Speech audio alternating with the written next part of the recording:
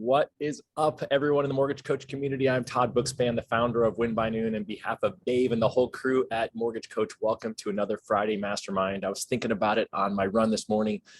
Dave and I started this Friday Mastermind almost 6 years ago, where we've been coming to you every Friday in some form or version of he or I or someone else. We've been graced over the last, I guess, really all through 2022, maybe a little longer, with none other than Deborah Bird as our co-host. What's up, Deborah Bird? Hello. I just want to point out with what you just said, Todd, that you guys have been doing this for 6 years, and it's not an instant gratification. It's a marathon, not a sprint, or what Jeremy would say is micro sprints along the way. But when you do consistent actions over time, I mean, look at how successful this group is of just a community. And what better person than to be on today to recognize than Walt Schultz. So what's up, Walt? Thanks.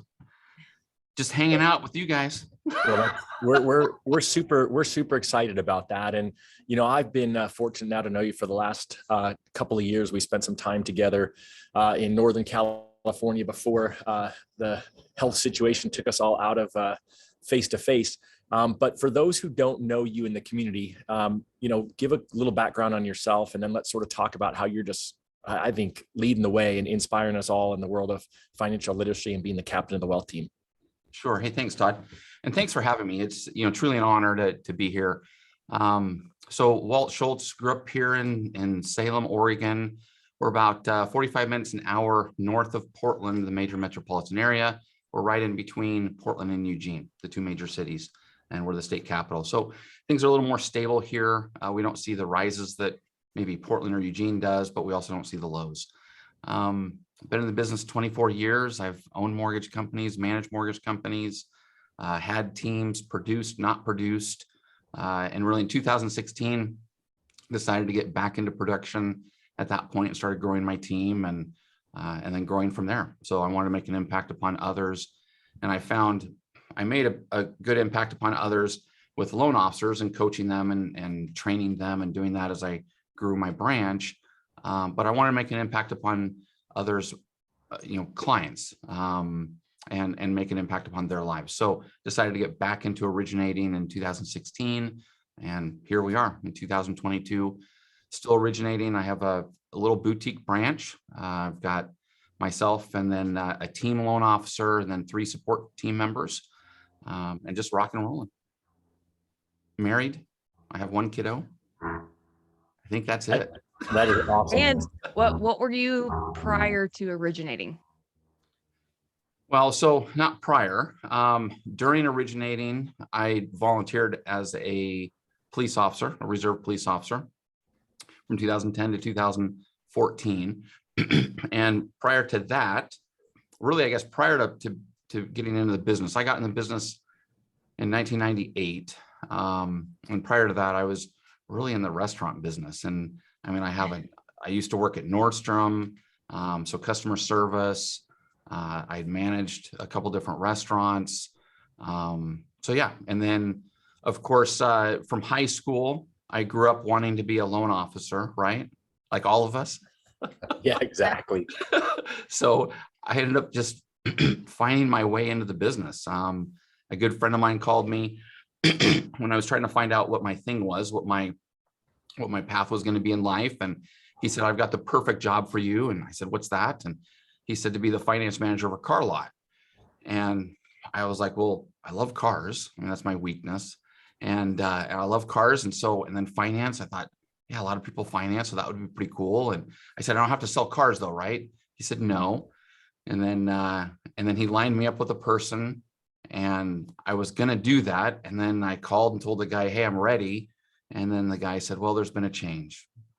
You now would have to sell cars for a couple of years. And I said, forget it. So my wife had a friend that had just started a mortgage brokerage about a year before. So I talked to him and ended up going into mortgages. So, and it's been a crazy ride. I mean, for 24 years since 1998, it's been a crazy time in the industry and a lot of fun, a lot of ups and downs, but a lot of fun. I think that's the key, right? A lot of fun and a lot of ups and downs. And I feel like everyone here who hasn't been through, the last 10 years has been great, right? Rates have done this for a decade, and no doubt that some people are going to feel a little pain over the next little bit, but definitely love the fact that you brought up the fun. And obviously Deborah was asking, I think she just wanted to point out that you're a badass since you're a police officer. Was that it, Deborah? Yes, exactly. Just part of Walt's superpower, and Walt's one of our clients, and he's so easy to talk to. It's like no matter what the chaos is, he has a very soothing, calm, makes you feel safe and secure. And so I really appreciate that approach that Walt brings to times like now when there's agents and there's loan officers and there's members on your team, especially when you look at even just bigger picture of, you could have processors or underwriters that are hearing about all these layoffs. And so all this noise can really cause some internal chaos that, Walt, also being the Amplify winner of the Lighthouse, has just that unique ability to quickly walk into a room or to share a video on social, and everyone just kind of takes a deep breath because you feel so safe in his presence. And so that I was really excited to have him on today. And I know the title of this call is 5 adjustments you can make right now to dominate your market share and truly be the captain of the wealth team. And that's what we really want to showcase with Walt, because you guys have seen just in the mortgage coach community, some of the, things that he has put into the group. I know recently he had a few different seller buy down strategies that if we have time, we'll go into later. But Walt has had that journey. He's worn all those different hats in the mortgage industry, and he is truly being that kind of MVP of what it looks like to be the captain of a wealth team. So Walt, let's dive into the first adjustment that you think would be most beneficial for the audience to hear of what you would need to do right now. That's a great question. For me, what you need to do right now is just step back and just relax. Honestly, I mean, rates are the rates. They're going to do what they're going to do, right? The Fed is going to do what the Fed's going to do. And our life isn't over. I mean, rates are in the 6s. Rates have been in the 6s in the past. Rates are going to go down. It's okay. And right now, I think it's more important than ever. I think it's even more important than if you remember when COVID hit. It was extremely important that we be the voice of reason at that time, right? That we calm everybody down as the market was crazy at the start of COVID. We're losing 300 basis points in a day. Craziness. Right now, there's that same craziness in the market where, realtors are freaking out. They're thinking the sky is falling. Clients are freaking out. They're thinking the sky is falling. But it's not. There's so much opportunity out there. So we need to be that voice of reason. Yesterday, I did a class. And so I've been doing classes for realtors now for years. And yesterday I had a class. I had 164 agents sign up, had 89 agents show up, and 88 agents stay the entire period of the class.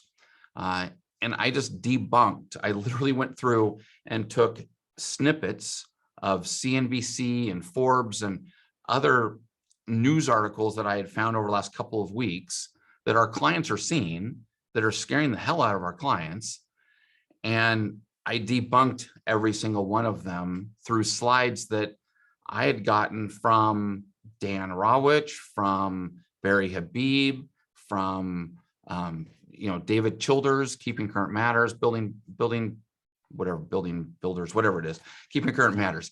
And so Bridge builders, that's right. Yeah. I got you. Don't worry. Thank you.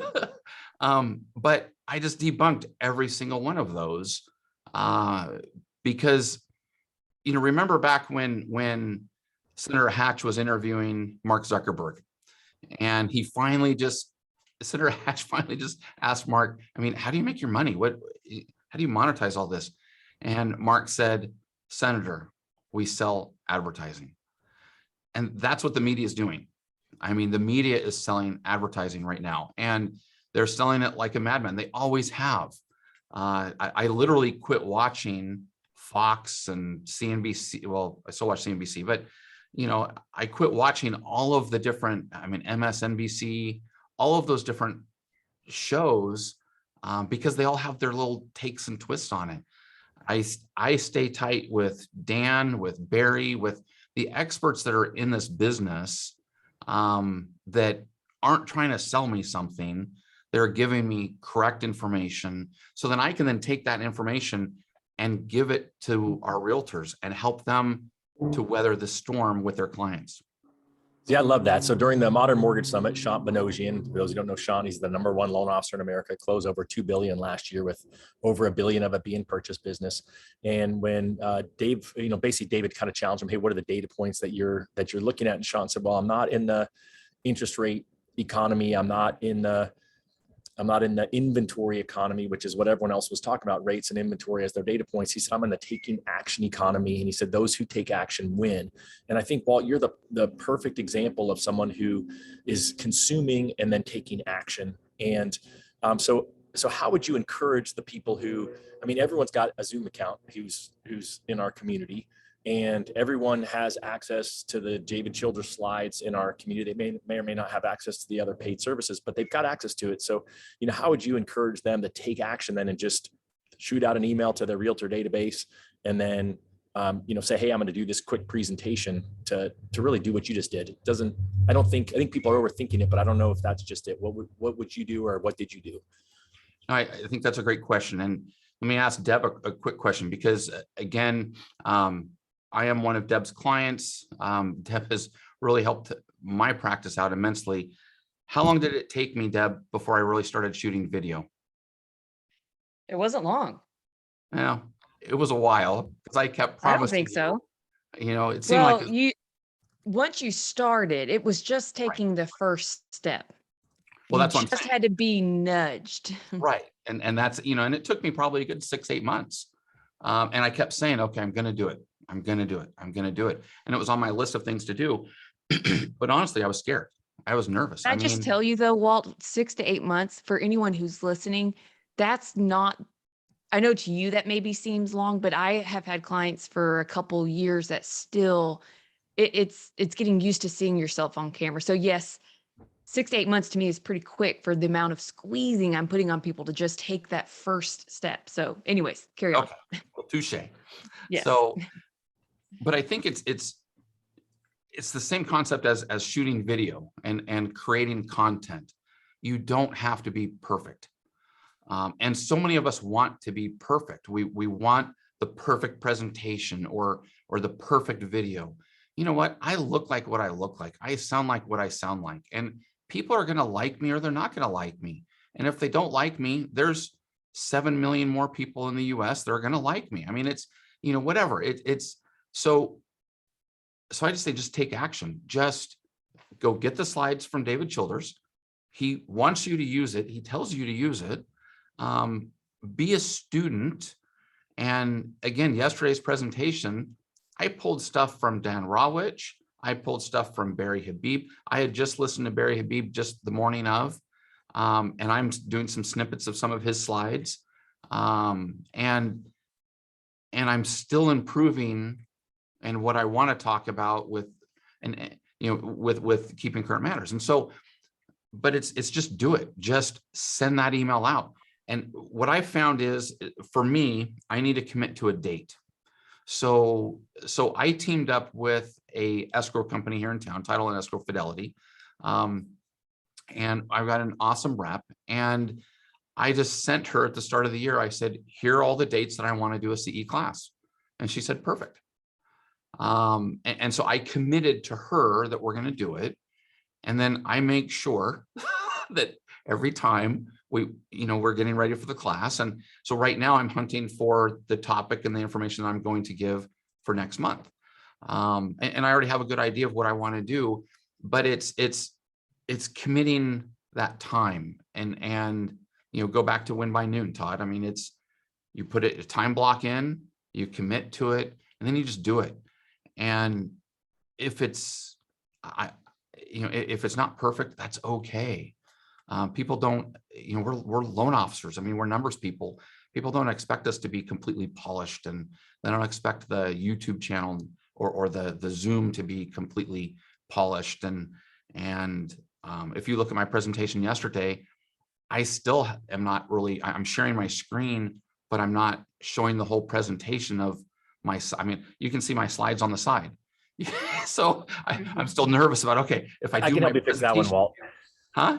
I can help you fix that one. Thank you. But I'm me. And that's the biggest thing. I think just be yourself.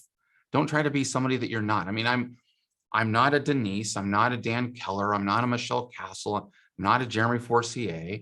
I'm none of those guys. But you know what? Those guys, we have lunch all the time. We have breakfast all the time.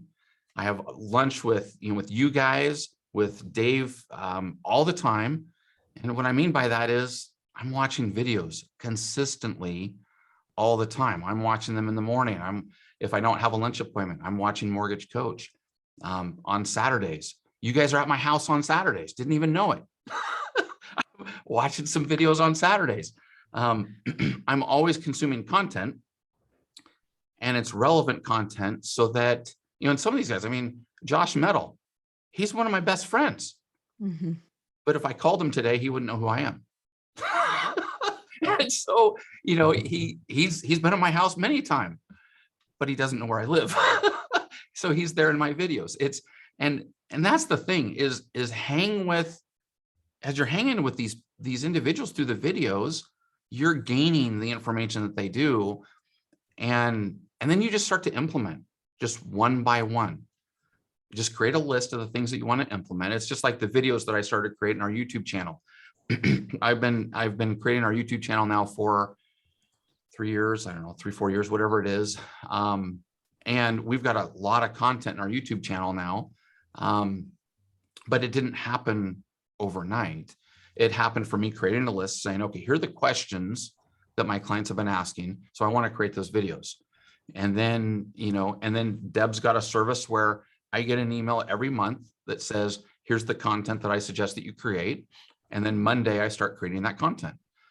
So she's helped me improve those videos and improve the content. So I don't have to always be searching for that content, because she's the one that's looking for it. But again, it's just schedule it. When you schedule it, you're getting the fear out, and then just do it. Just hold yourself accountable and do it.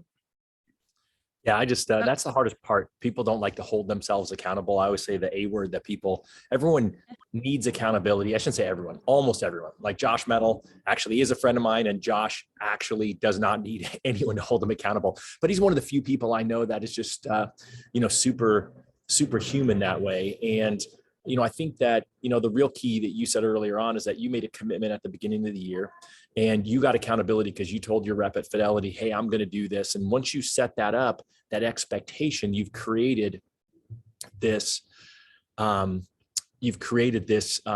obligation for yourself. It's no different. I would say if Dave and I hadn't started to say, we're going to do this every Friday, I probably wouldn't show up on Fridays. Again, it's once you commit that expectation, then it creates that accountability. It creates that consistency for yourself. So the further out you can plan, and then find someone else that's going to be part of it.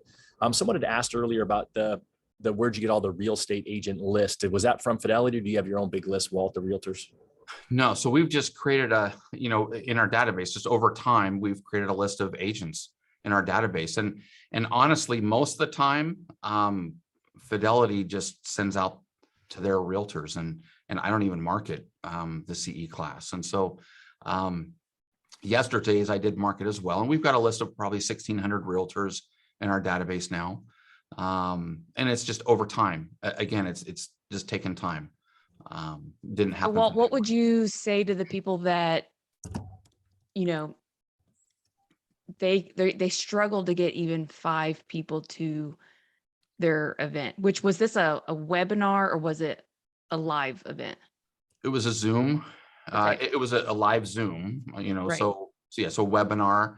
And I do it in a webinar sense where I don't do a Zoom meeting, so then everybody can see each other. I do it in a Zoom webinar, and I do that in a Zoom webinar for a couple of reasons. One, I want them to register. And in order to get the CE, they have to be in the class for close to that hour.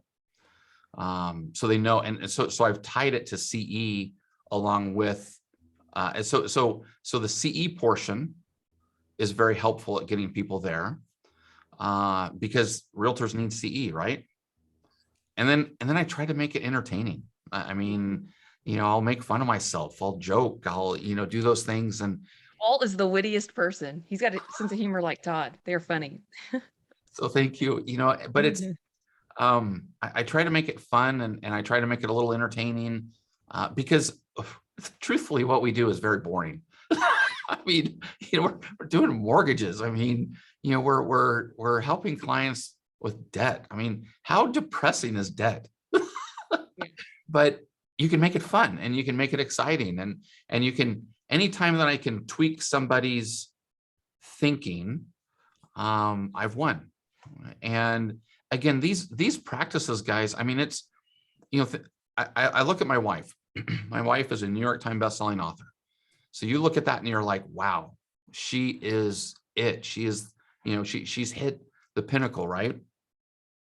Well, and she was, of course, an overnight success, right? Well, she started writing her book, and this was Hook's Revenge. She started writing the book in 2007. She then rewrote it a couple of times, ended up getting an agent in 2011 or 12. And there was a process in getting an agent. So, I mean, there's a 5-year period right there. But she was an overnight success. And then she ended up, the agent bid her book to 5 different, or for actually the multiple different publishing houses. Disney picked it up, and it was in a 5 auction bid. So you had 5 different publishing houses bidding on it, and my wife chose Disney. And but yeah, she was an overnight success. And it's the same thing with, we're looking at, a lot of times on these videos, we're looking at the best of the best in our industry, and none of us have had success overnight. It all takes time, and success leaves clues. And so just pick, it's like going to a seminar, just pick one thing, commit, and then do it. No matter what it is, whether it's building your database, whether it's doing a live event, whether it's, I'm in Oregon, so I'm a crazy man, right? And so I wrote a manifesto. It's not a crazy thing, but I wrote a manifesto in December declaring war on fiscal literacy. And it hurts me to look at our clients and to have a 55-year-old person that has $100,000 in retirement and $200,000 of equity in their house. And, how the freak are they going to retire? I mean, Social Security is going to be bankrupt in the year 2035. What does that even look like? Do we really even understand what that means? And so those things hurt me. And we're getting our clients into debt. We're getting them into more and more debt every year because prices rise and that. And so I wrote this manifesto, and I decided, okay, I'm going to declare war on fiscal literacy. Well, that means that I need to start teaching fiscal literacy. So I'd been through the Borrow Smart, Retire Rich program. I've been through the CMPS program. And with all the knowledge and everything that I'd gained over the years, I then remembered the one thing, one thing that Todd Duncan has a tendency to kind of push into you is the question, who do you know who knows who I need to know? And I'd write that down. Anytime that you want to do anything, doesn't matter what it is, whether it's a class, whether you want to teach in school, whatever. Who do I know who knows who I need to know? So do I want to start working with financial planners? Do I want to work with realtors? Do I want to work with insurance agents? Whoever. Who do I know who knows who I need to know? So I want to start getting into the schools. And I thought, okay, who do I know who knows who I need to know? I don't know. So how do I get into the schools? I was at a loss. And so I ended up getting a curriculum and revamped some of it and that. And then I start going through my network and realize that one of my friends has a philanthropic side to his business, and they teach leadership to the school district. So I was like, okay, great. So I talked to him. He's like, oh yeah, I can get you connected up with the school district. Okay, great. And then I went to our Chamber of Commerce and I said, hey, who do I know who knows who I need to know? And I went through and I talked to them about my excitement in teaching fiscal literacy and my manifesto and everything. And they're like, hey, let me get you connected up with this school and this school and this school. And literally on the 15th, I gave my first presentation. It was not even 6 months later.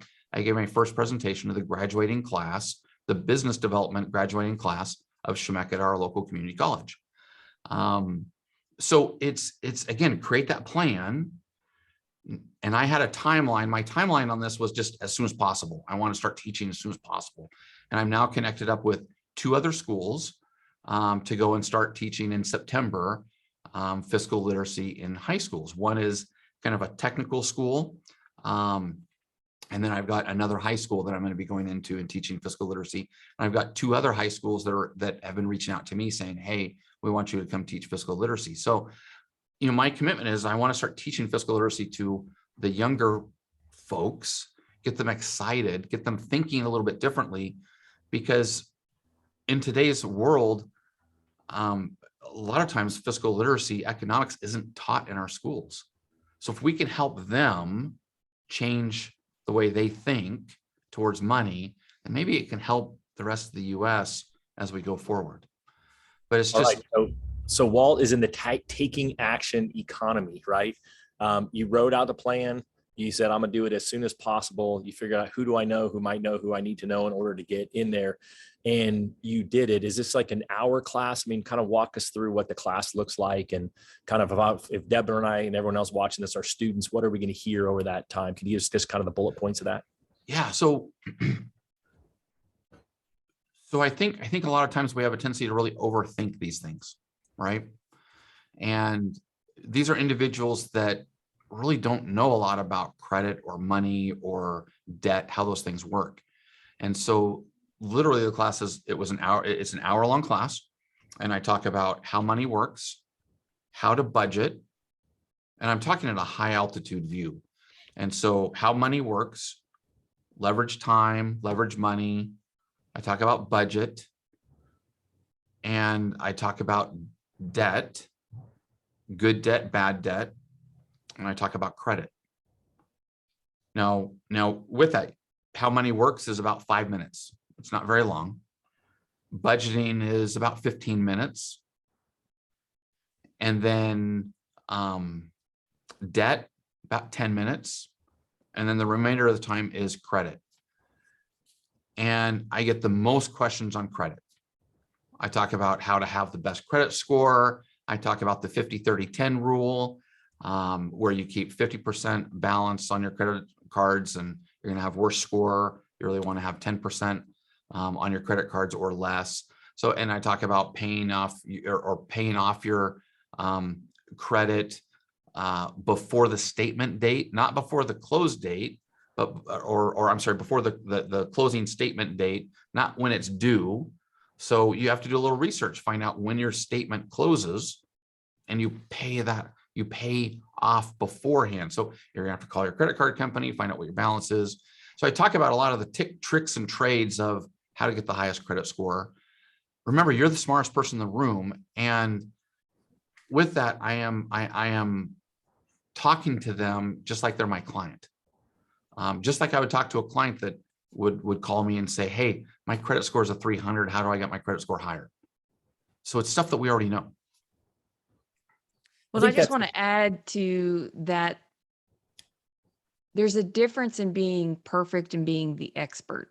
And there is no expert out there. And you rattled off just a few, Walt, that is perfect. And so I think when you go and you have to teach these lessons, I love that you said, so just a quick recap, since I know we're halfway through the hour. Number one, the first adjustment is to just relax. And I think that really falls into mindset.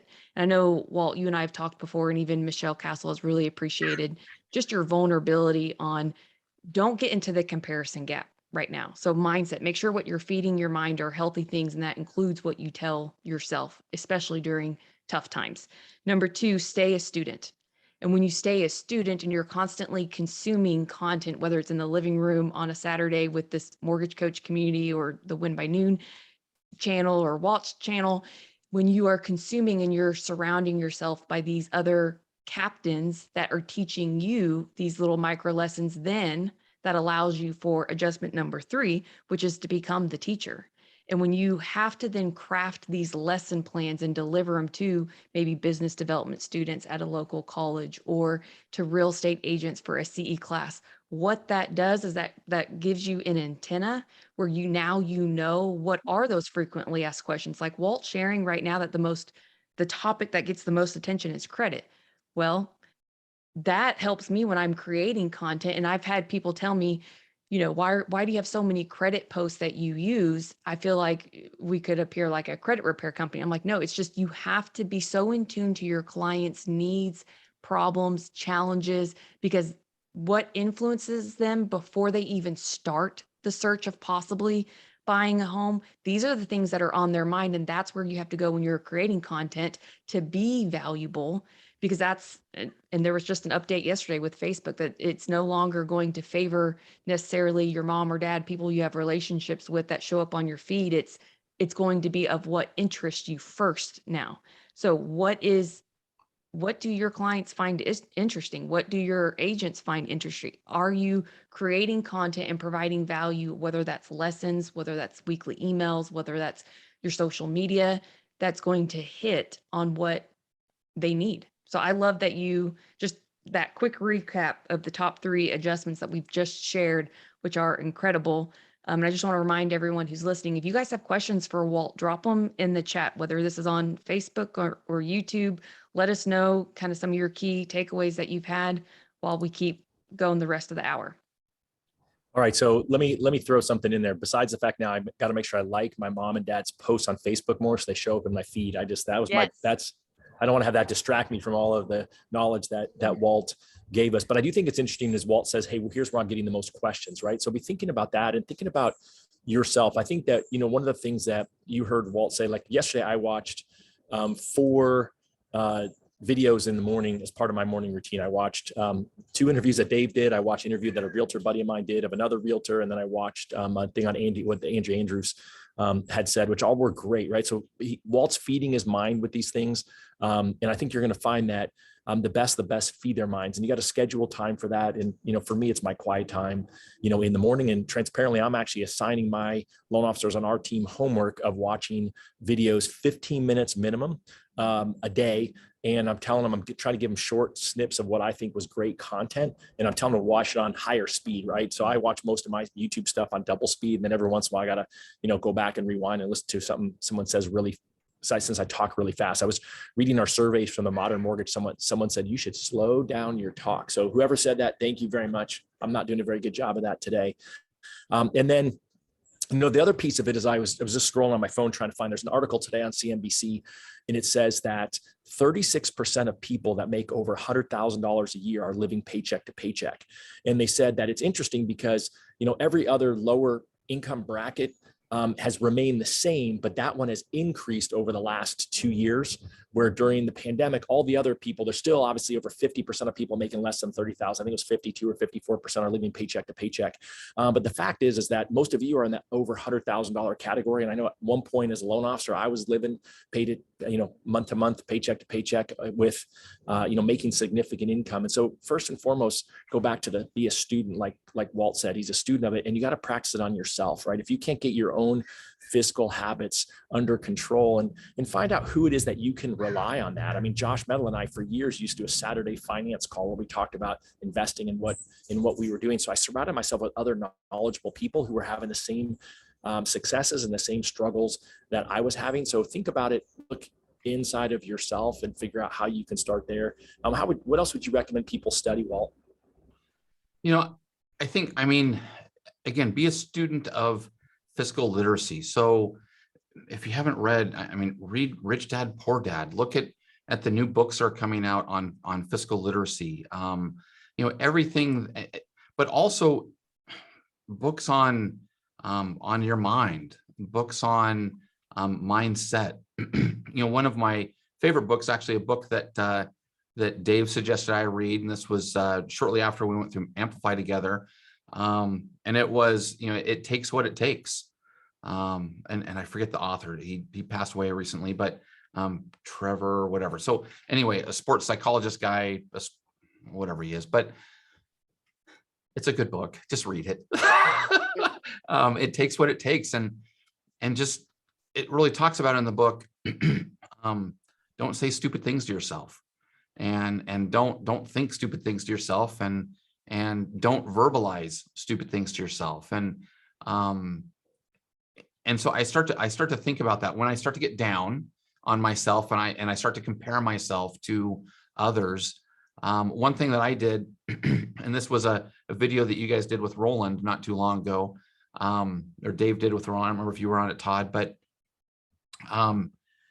Dave talked about reaching out to people that you know, and whether it's client, reach out to some clients, reach out to some other people that you know, professionally and non-professionally, and ask them what they think of you. I mean, when they think of Walt Schultz, what do they think of?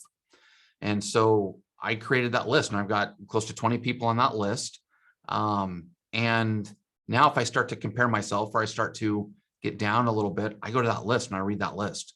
And I'm like, here's what other people think about me. And it helps to get me out of that down time, that downside, because there's so much negativity right now, whether it's in the media or whatnot. I mean, there's so much negativity. And I was talking to my title rep yesterday after the class, and she'd mentioned that a loan officer had just came up to her and was literally, I mean, crying about rates, and just really complaining about rates. And yeah, I mean, rates are not the best, but you know what? They're better than they've been in years past.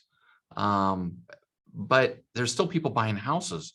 There's still people refinancing houses, and it's strategic refinances, and people need money. But more than ever right now, again, just like when COVID hit, they need somebody to cut through the noise. And now's the time to step up. And I feel it. Now's the time to step up, to be a leader, to surround yourself with like-minded individuals, and do the best that you can do. Be the best you can be. Be you. Study all the things that you can around you. Study good books, good practices, so in that way you can help others. Now's the time to pull others up. You're muted, Deb. Rookie mistake. Oop, gosh. Well, so just with that and what you just shared, and I don't know if this is possible if you have it ready or not. So if we have to wait a little bit while you pull up possibly Mortgage Coach, but which TCA would you say right now, for those who are, the loan officers who are struggling and they just need a little bit of hope, or they need that lighthouse to guide them, which strategy would you say is working for you right now, that if they just made this one adjustment and went and started showing more agents the strategy, or more clients, or did one to many strategy, which one would you say right now is the most powerful that anybody watching right now could also duplicate and take action and start gaining market share? So I think that's tough. I think that for me, more important than the seller buy down strategies, which are extremely important, and that gives you the ability to be able to talk to realtors and help them understand that you think differently. I think it's twofold. I think it's one, we need to get back to what we were doing last year, which was the CMA a day challenge. So I've got 2 CMA a day challenges going right now. I've got one with the top producing team here in Salem, that we meet with every other week. And then I've got one with 19 other agents. And they are starving for information, guys. I mean, our realtors right now are starving for good information. So through that, then, people know that I think a little bit differently, and they know that I like to mastermind in that. Then I'm showing them the seller buy down strategies, and I'm showing them not only, what if the seller buys down interest rate, or buys down, buys out, closing costs. But I started showing them other ones, and showing them a wealth creation seller buy down strategy, which nobody's talking about that. What if the buyer has enough money for all the closing costs, but the seller is willing to give $10,000 towards the buyer's closing costs? And what if you took that $10,000 and invested it at a 10% return, Remember, the S&P has averaged for the last 30 years to over 10%, I think 10.42%. So you take that 10,000 and invest it over the 30-year span, you would have $198,000 in an account. So I'm showing them that TCA as well, and getting realtors to think outside the box. More than ever right now, I think it's important to show multiple TCAs, whether it's just paying closing costs or buying down, paying closing costs or buying down the rate to help clients become more affordable, because now we have an affordability issue.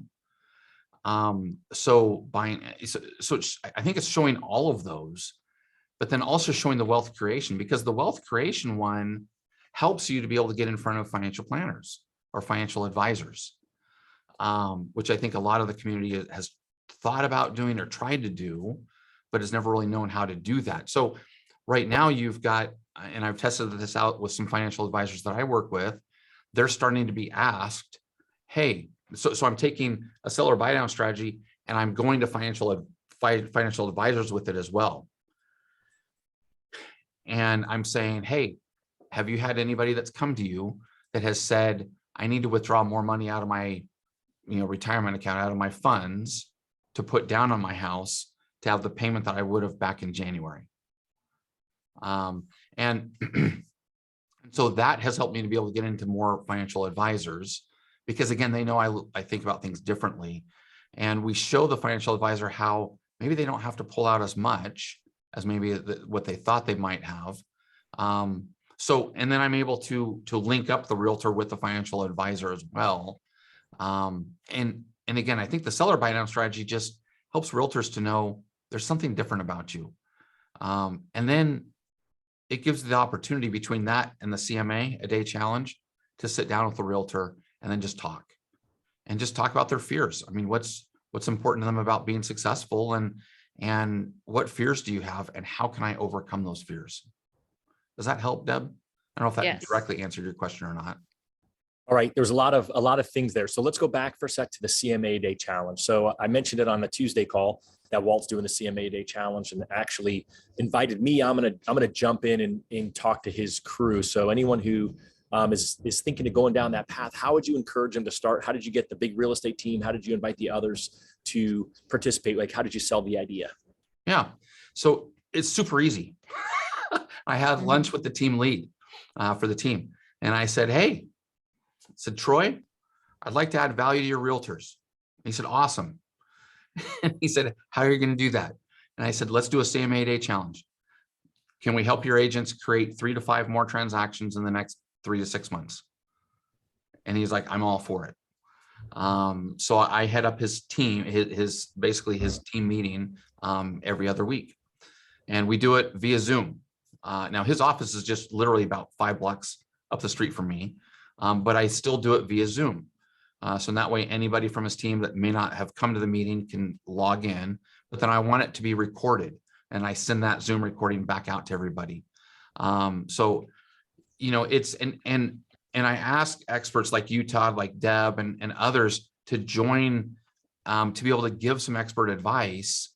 And the way that I've created the CMA Day Challenge is it's 90 days. I have the CMA day posters. I give them the posters.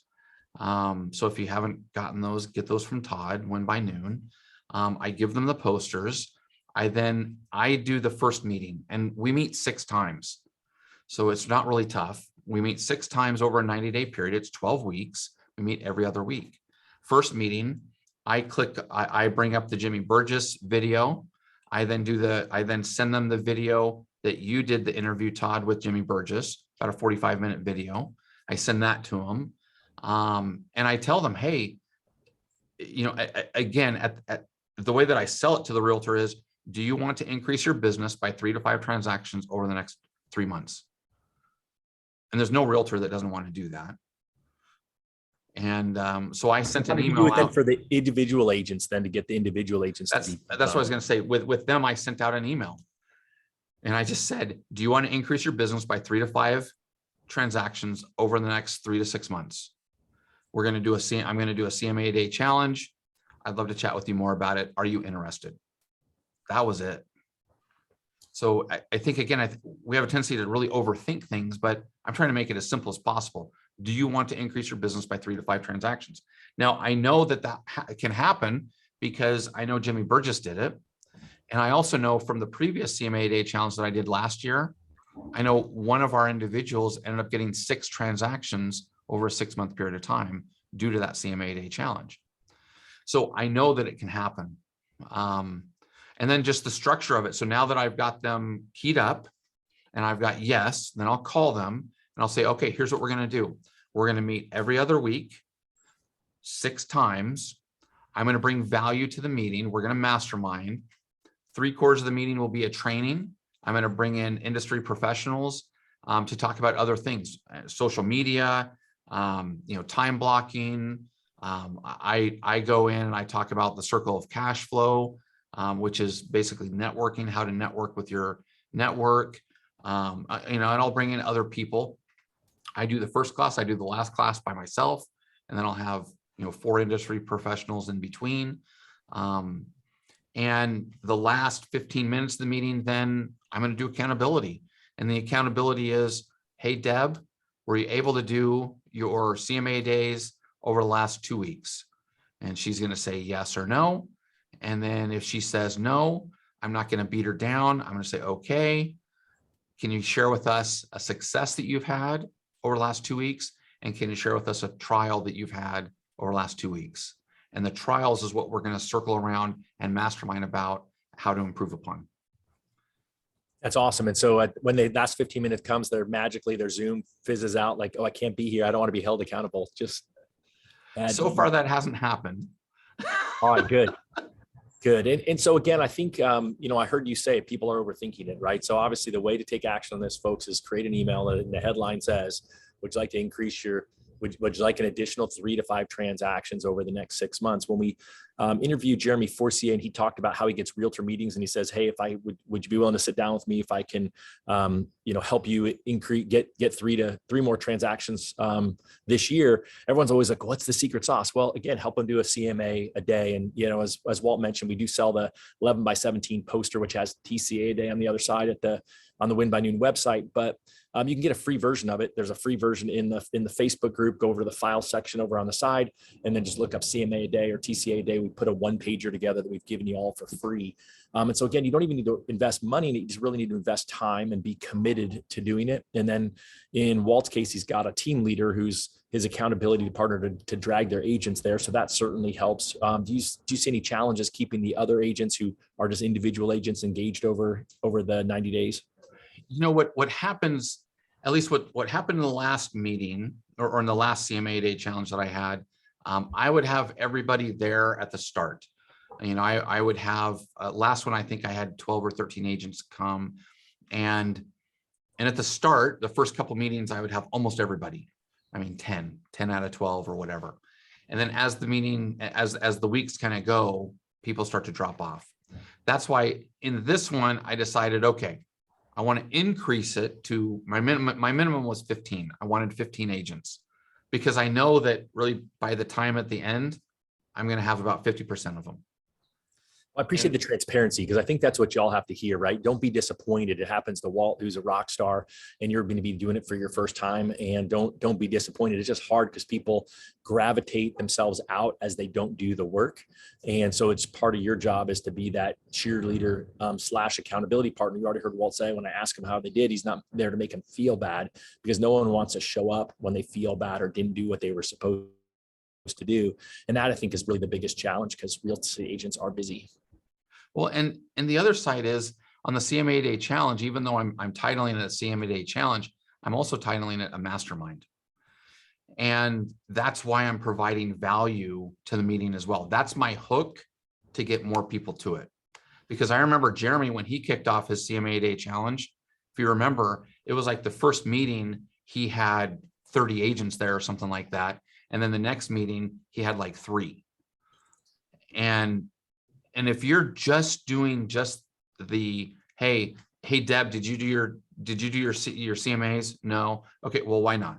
And okay, well, what's a success? And then Todd, did you do your CMAs? Yes. Okay, great. What was the success? If you're just doing that, then I don't think it's going to be as impactful. But when you're masterminding with the agents, and again, right now, our agents need us more than ever. There's so much noise out there. They need us. They need us to be calm. They need us to be loud. They need us to help guide them. And I think it's just right now is the perfect time to be doing masterminds, CMA, a day challenges, doing classes, doing all those things. So just adding value. All right. I can't tell if Deb's ready to jump in or not. So I've counted 6 adjustments you can make so far. We got 9 minutes left. Deborah, what do you want to ask Walt?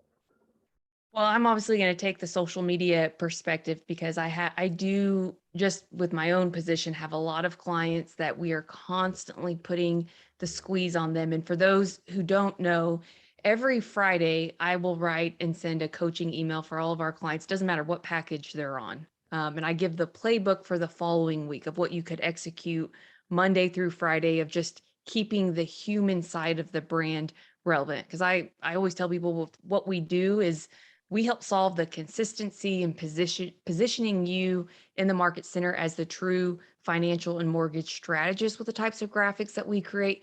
But that's just the defensive side of the ball. The offensive side for the best winning strategy, and we won't talk about last night's game just in case Shant's listening, is you also being the face. Like you're the brand, you're the human. It's not B2B, it's not B2C, it's human to human marketing that keeps the pulse and the heartbeat.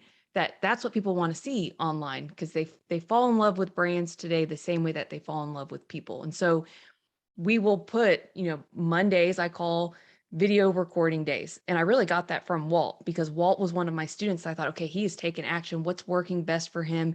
For some people, they would rather just have one day a month. Like, the mortgage nerd, what we'll do is we'll do content days where she does it for the whole entire month coming up. So like we already have her 4th of July photos that we've made where she's got her hair and makeup done. So we don't, most days we look homeless, in case you guys are following us on social. That's how we usually look most days, is like that. But we go ahead and plan for the entire month ahead, so that there's some people, in order to take action, they don't want to have to think about it every week. They'd rather just sit. And like what we'll do is he'll turn his camera on. And if you guys only saw the bloopers that we get to watch, I mean, I'm like eating popcorn because I love his little comments, and he'll say, okay, friends, and he'll just go on to the next video and he'll be like, nope, scratch that. And so I really appreciate that you take action and you have time blocked. And for you made it, and I think it was Wednesdays, that's your video recording day. And for those who are listening, and some of them are going to be my clients, where I'm going to call you guys out, that even though we send that email and we give you the full playbook of, here's the easy button of the most searched videos that you just duplicate, make it your own, put it in your own flavor, just be you, like Walt says, but just hit the record button. And it can be as easy as you then send us the video. We will edit it. We'll send it back to you to post, or if you want us to post, we can. But we still have people in our group that, even though we'll spoon feed the perfect strategy, there's just something that is keeping them from taking action. So Walt, is there anything you can share with clients that I have, and maybe someone who's listening right now, that they know they have time, they could carve out an hour a week, but they just aren't doing it? What would you say? Get over yourself. I mean, I'm not a particularly attractive guy, right? I'm not like as stylish as others. My eyes do weird things sometimes. My mouth does weird things. I mean, I sound like an idiot most of the time. And so that's what I'm thinking as I see my videos. So on the videos, look at your camera and realize that your client is in your camera. There's a little mini client in your camera, and talk to them like it's your friend.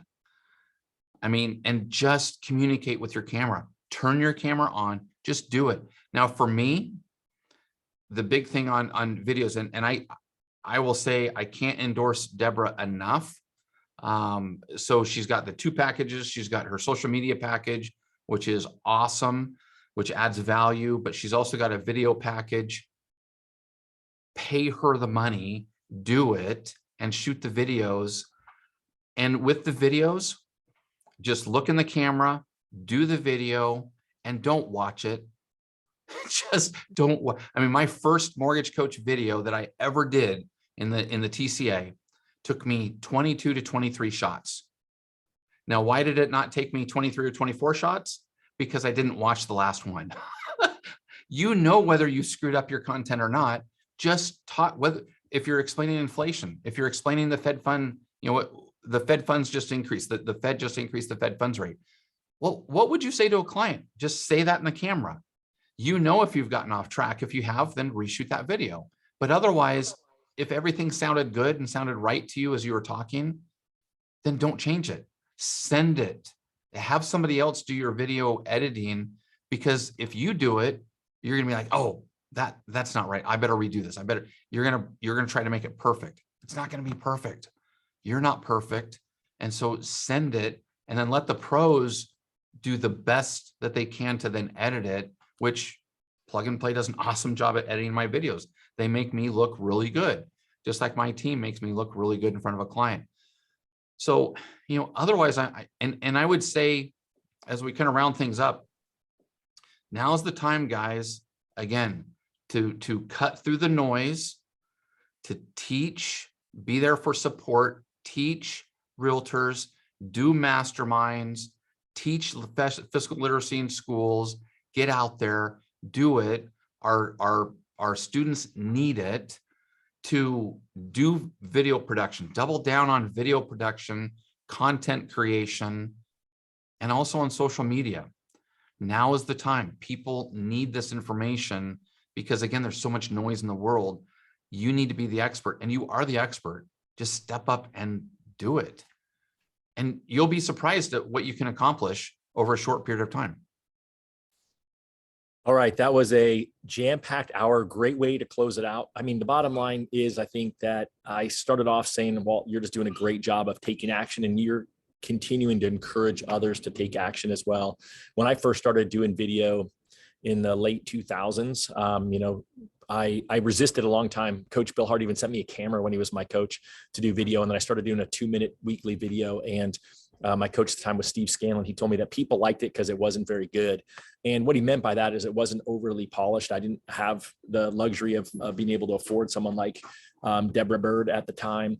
And so I think that there's lots of takeaways here. So why don't you help me summarize them, Deborah, what we've got, and then we can let everyone sail off and start taking some action here on Friday. With the adjustments, is that? Let's do it. Okay. So number one is mindset. What you believe about yourself or your business, or if you even can be the captain of the wealth team, whatever you believe is what's going to come true. So kind of audit your mental state and go on a detox if you need to. So number one, mindset. Number two, stay a student. You have to remain a student in this business. Sometimes it is getting back to basics, but it's also going back and getting some of those books like Walt had mentioned, of making sure that, you know, you're the student of financial literacy, but you're also putting them into play, into practice, so that you have that conviction of owning them. Number three, you got to teach. So be the lighthouse, be the guide, the master guide, like Jonathan Roach, world-class master guide. That's what Jonathan Roach would say, that you're leading your community, whether that's your community of the clients that you've served with your database, the community of other leaders, financial advisors, real estate agents, in schools, going back to the schools and starting young, that maybe we could make a dent in this world if we start young enough and we can change the way people think. It's one of the things that Walt says, that he likes to change, get people to think differently. Because when you do that, it's like stretching out a rubber band that can't ever go back, and you can remember it. So start early.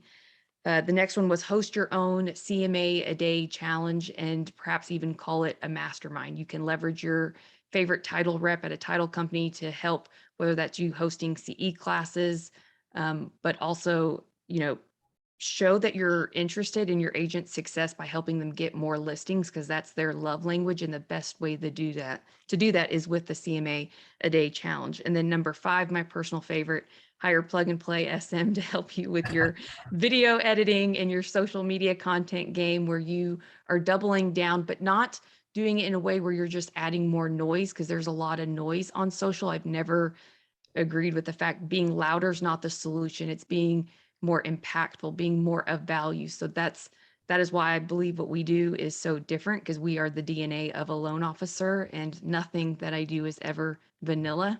And we want to make sure that we're echoing and amplifying your gift on social, while also changing the way Americans get into debt, just one social media post and view at a time. So how's that, Todd? Love it. I love it. I love it. And I would just throw in there lastly is do a fiscal literacy checkup on yourself. How are you doing financially in this time? If you've come off of last year where you made the most you've ever made, and now you're maybe not making quite as much, make sure that you're looking after yourself. I don't want you to be part of that statistic of folks who are living paycheck to paycheck. So just do a quick poke yourself in the side. You know, I always wish that someone, as the financial crisis was happening, had done that to me. So this is the poke in the side to you. As always, want to thank Walt for being here. Like, you really crushed it. Walt is a student of all the stuff that we see. And that's why Deborah and I were so excited to host him here today, because to share with you the steps that you can take. So on behalf of myself, Deborah, Dave, Robert behind the scenes, and the whole crew at Mortgage Coach, Win by Noon, and Plug and Play, thanks for being here. We'll see you next week. Have a great weekend. Thanks, guys. Have a great week.